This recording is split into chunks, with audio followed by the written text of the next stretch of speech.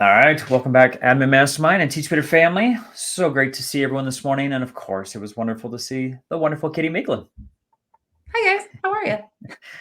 Well, it's the end of the school year, and I think I was getting text messages and emails from people that wanted to join this morning, but there was a lot of things going on, and I know that it is the end of the year. There's a lot of celebrations, a lot of craziness that's hmm occurring, but then also what we were talking about, which was just preparing not only for the end of the school year, but preparing for the next school year, and throughout a hopefully fun idea with just if you were to celebrate and have unlimited cash, what would you do to celebrate? And I didn't really say staff or students, but I just kind of left it open, and hmm we got some fun ideas.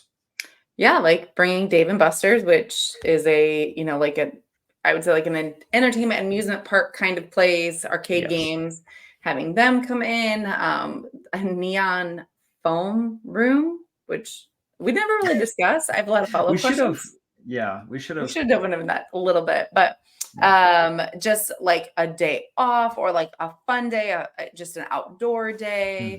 Hmm. And then it kind of did spiral into like, what are things people have actually done Yes. that maybe might feel like they're out of our reach, but some places have been able to pull them off. I know you shared some ideas that your staff has done in the past, which were fun. Yeah. So, yeah, it kind of bridged into this like retreat type of deal too, and team building, because hmm we're starting to think about that for the upcoming year. I know in August or even July, sometimes we would pull the leadership team and ask them to come for a day, Yep. um, compensate them for that. But then it was more about like just spending time together, getting to know each other. There was always new leaders every year that were a part of the leadership team. And so, yeah, we would do something fun like an escape room, and Yep. try to build some time to just get to know each other, have fun. But then hmm on the back end, get to business. And then I remember specifically one end of the year event, which was on a staff PD day, was going to the bowling alley and hmm just pretty much renting the whole thing out and taking hmm it over. And same kind of deal. As it wasn't just fun. We had some work in the afternoon, but I think you made a great point, Katie. Is like it's great to have team building, get that energy out in the morning, and then we were really focused and we got a lot of work done, even though we didn't spend a ton of time in those hmm meetings for preparation or closing the school year down. But yeah, it was just really a happy hmm times together to do something that was out of the building in a fun, structured event, and just enjoying each other's company. Well, and I think you had brought up too, not even if you're not looking at like an end of the year party, but is there an opportunity for you to turn a PD Yeah. day into more of a retreat where there is some collaboration and some, you're getting work done, but it's sandwiched in between some fun stuff too. So you talked specifically like, the student handbook. Evaluating the Yeah. student handbook isn't something that people get real excited about. So can you choose to relocate your staff to an outdoor venue, even if you don't have the means for that? Can you take them outside Right. and have them broken up into stations so that at least there's some movement involved, there's some fresh air, just anything you can do. Some of those mundane tasks that we know need to be done, can you do them in a more pleasant environment, so Mhm. that staff members are more likely to get invested? I think we all kind of agree that having an opportunity to have some fun with our staff is essential, not only to break the ice, build those relationships, and kind of do all the things we would expect happening in our classrooms as well. Yeah. Yeah. Well, and Katie, you brought up the idea of like, well, reaching out to your community members, hmm reaching out to your parents, finding some type of location that's outside of the school. And yeah, the specific example I gave was something that I wasn't expecting, but my principal, I think it was a former student, had a wedding venue that hmm was, not too far away, but gorgeous site. And yeah, the staff just ate it up. It was a Right. giant old barn that was remade, and that's where we had our staff meeting to begin the day. But hmm then, yeah, we got to do stations out in just a beautiful space that was outdoors. And I mean, it was Texas, so it was going to be hot, but there was a lot of Yeah. shade and areas that we could do it. So, yeah, I think if you can kind of change it up, I mean, obviously there's things that has to be done, Yeah. but can you do it in a fun way and in a way that's not just sitting in a room all day for 8 hours with no Yeah. breaks? Yes, Nobody exactly. wants to experience that. So, No. Mm-mm. Katie, we went and started talking about the reflection of the school year. So like Mhm. finding ways to maybe tap into your staff, because as we know, it's kind of insane. And what people were saying was that the fact that there's not a lot of PD days for teachers to be able to sit down and provide that information. So bless you. Uh, but just trying to find ways to tap into their voice as far as what was successful, what were some things that maybe need improvement. So do you mind sharing some of the thoughts in regards to how they tap into that? Yeah, I was really kind of surprised to hear that most of the team that was with us this morning said that they don't typically allow that reflection piece at the end of the year. It's more at the beginning of the next year, which there's lots of reasons why. A lot of it was like test driven. We don't get data back until later. But I do think there was a conversation of like, well, we should be providing some sort of reflection, but also defining what we're saying success is. And so maybe you don't have your test scores in, but is there some other thing that teachers can measure? Can they still have an opportunity to reflect? Because we know some of those staff members won't be with us in August. And at the same sense, some staff members will be new in August. So that last year's data will be irrelevant to them. And so just giving them time and space to kind of think about it, have conversations, whether it's the last staff meeting, which we heard is, sometimes could be 2 or 3 weeks before the end of the school year, or is if there's like a PD day, institute day that last week or last day, if there's an opportunity for staff to get together. But just giving teachers the time to really sit and reflect and think about what are things that went really well this year and what are things that I would like to improve or continue doing next year is really important, even if it's just for like 20 minutes. Yeah, we did this thing which I loved. It was my principal's idea, which was a roundtable situation where it was voluntary, it was optional, but people got to sign up. We provided food for lunch. They came in, and it was just a conversation. It was a conversation of Yep. what went well and what are things that you would like to see improved. And Hmm. it kind of gave an opportunity to have a conversation that we typically don't have an opportunity to Hmm. do. And so sometimes you do the informal form. Maybe it doesn't have their name on it or whatnot. You get kind of these crazy, like, I love the school or I hate the school, kind of like it's Yeah. like two extremes, right?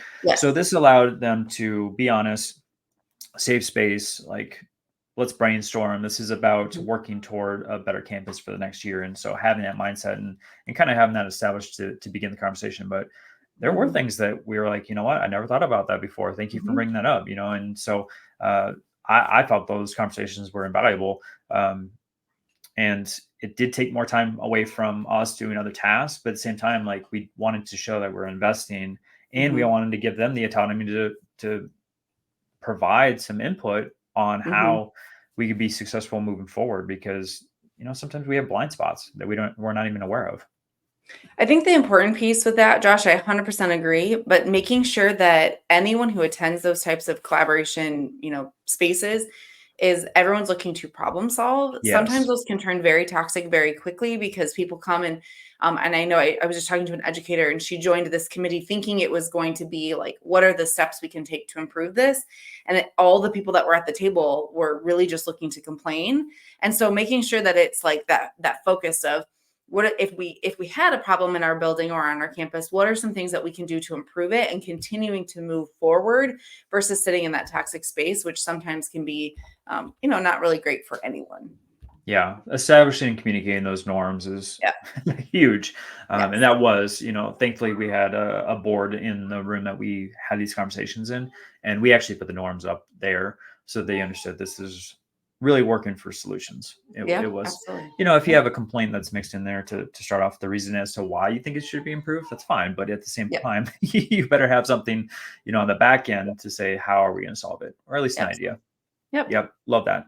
All right, so let's move to the next thing, which was talking about appreciation and recognition for our staff. So, Katie, as you saw and said too, we're in school all the time, and people are tired. They're ready for the Hmm. summer. They're ready to be done. And so, what can we do as far as leaders, making sure that they understand Hmm. that what they did over the school year, what they accomplished, is something that's appreciated. So, what were some ideas that people threw out in regards to showing appreciation? Well, I know we've said this before. It continues to be a good idea because it's free, is just a written note. If you have no means to do anything else, handwriting a note, letting teachers know that you appreciate them and the work they're doing is huge because that goes a long way. And like I said, it's still free. But there were, specific things that were shared, especially if you have like new staff members or first year teachers. Is there some little, gift type thing that you can give them just to say like, hey, you made it through your first year, or you made it through your first year in the district? But then also just like telling your office staff, people who sometimes maybe get overlooked on Teacher Appreciation Week, or maybe they just their job is really hard too. Can you take them out to lunch, or can you treat them to just something, maybe bring in breakfast? But any of those things can go a long way because it just shows someone that you took the time and cared to say thank you. But I would say too, if you're looking to go maybe a little bit bigger, reach out to your PTO, your parent group, reach out to your community members, see if you can, use up some of those last businesses that have said, hey, I'd love to help, but maybe you didn't tap into them just yet.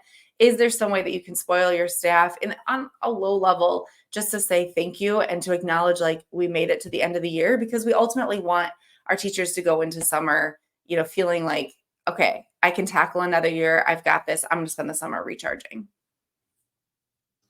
Oh, look at you. That's a perfect segue to the next piece, which will be the last question. Although I will say that we were kind of all over the place this morning with this idea of closing the school year down and starting a brand new one. But I asked about what resources or support systems can leaders provide teachers and staff to recharge and rejuvenate over the summer. And I thought there were some pretty good ideas about this. So what do you think about this one, Katie? Well, I did think it was funny, like, unanimously, everyone was like, "Leave them alone. Just Yeah, leave leave them the alone. staff alone.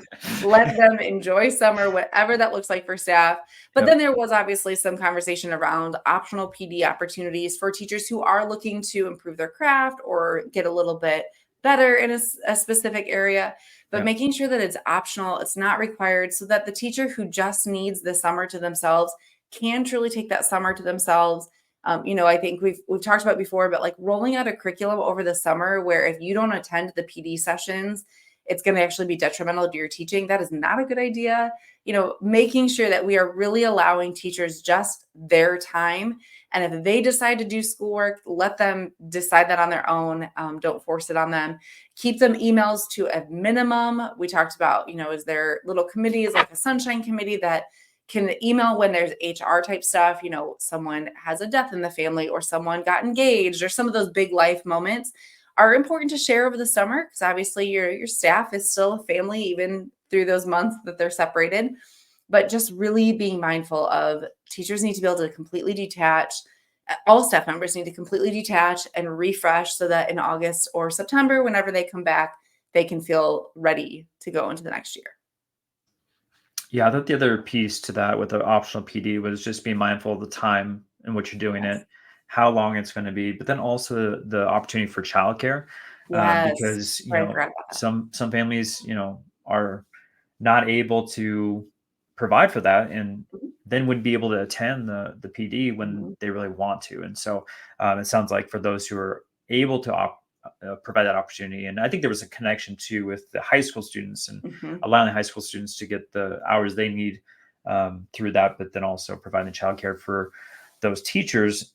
And there was a lot of success in that. And so, Mhm. it's one of those things you just don't think about sometimes and when you're Right. planning. And so to be able to provide that for folks that need it is absolutely huge because then they don't get to really participate when they want to. So, Right.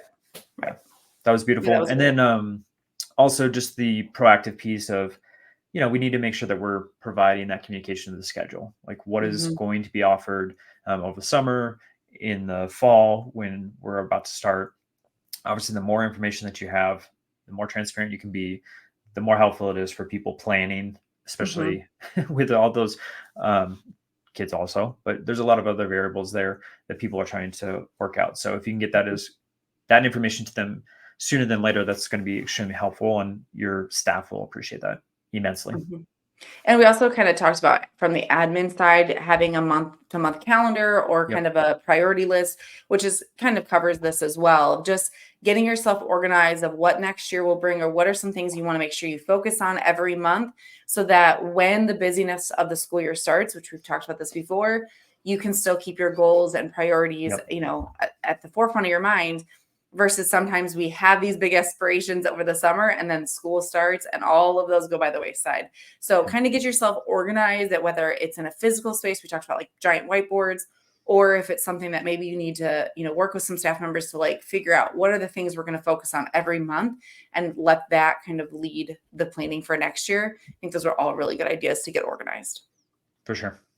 All right. Well, if you didn't get a chance to join us, or maybe this is the first time that you're figuring out that there's an admin mastermind with the Teach Better team on YouTube, you can join us every Tuesday morning at 9 a.m. Eastern time. Now, with that, I will say the caveat is that next week, May 28th, will be the last session for the school year. However, we're going to start back up the first week of August. So it will still remain every Tuesday morning, 9 a.m. Eastern time for the school year. And to do that, you can go over to teachbetter.com/mastermind. It's a free sign up. Doesn't Yep. cost you a thing. It's outside of 45 minutes of your time every Tuesday, but I promise you there's a lot of value, as we have so many administrators around the country and in Canada. But then also with that, you'll get a Facebook link that will give you to our special private community where we continue the conversation throughout the week. So if you need support and you want to reach out to all of these phenomenal administrators, you have access to about 250 different folks to bounce ideas off of. So Yep. love this group. And with that, yeah, I appreciate the conversation this morning and your time, Katie, as we're about to close down the 2024, I guess 2023, 2024 School school year. year. Yeah. Yeah, that's crazy.